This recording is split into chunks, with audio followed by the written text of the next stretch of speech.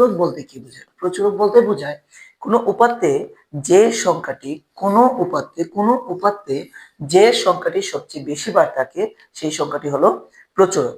তাহলে কোনো উপাত্তে যে সংখ্যা সবচেয়ে বেশি বার থাকে তাই হলো প্রচুরক।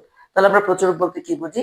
কোনো একটি উপাত্তে বা সংখ্যাগুলোর মধ্যে যে সংখ্যাটা সবচেয়ে বেশি বার থাকে ওই সংখ্যাটি হলো কি প্রচুরক। তাহলে আমরা আমাদের তিন টাইপের প্রচুরক নিয়ে আমরা একটু আলোচনা করব।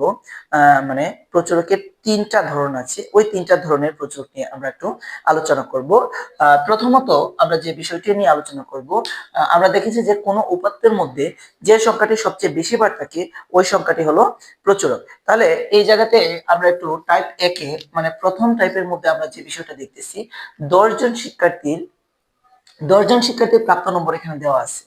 তো 10 জন শিক্ষার্থীর প্রাপ্ত নম্বর গুলা এখানে যে সংখ্যাগুলো দেওয়া আছে, 10 জন শিক্ষার্থীর প্রাপ্ত নম্বর গুলো দেওয়া আছে, তো এখানে 10টা সংখ্যা আছে। এই 10টা সংখ্যার মধ্যে যে সংখ্যাটা একাধিকবার থাকে, এই 10টা সংখ্যার মধ্যে যে সংখ্যাটা একাধিকবার থাকে, মানে একবারের থেকে বেশি বার থাকে, ওই সংখ্যাটা হলো প্রচুরক। মানে যে সংখ্যাটা বেশিবার আছে, বেশিবার এই প্রচুরকের মধ্যে, এই উপাত্তের মধ্যে যে সংখ্যাটা বেশিবার ব্যবহৃত হয়েছে এই সংখ্যাটা হলো কি প্রচুরক। তাহলে আমরা যদি এই উপাত্তের মধ্যে একটু খেয়াল করি, এই উপাত্তের মধ্যে কোন সংখ্যাটা সবচেয়ে বেশি বার আছে?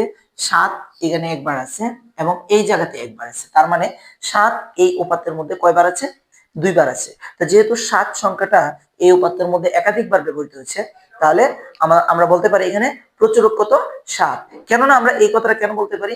কারণ হলো যে কোনো উপাত্তের মধ্যে যে সংখ্যাটা সবচেয়ে বেশি বার থাকে ওই সংখ্যাটা হলো প্রচুরক। তার মানে এই জায়গাতে 10টা সংখ্যার মধ্যে আমরা দেখতেছি যে 7 সংখ্যাটা বেশি বার আছে, মানে দুইবার আছে, সর্বাধিকবার আছে।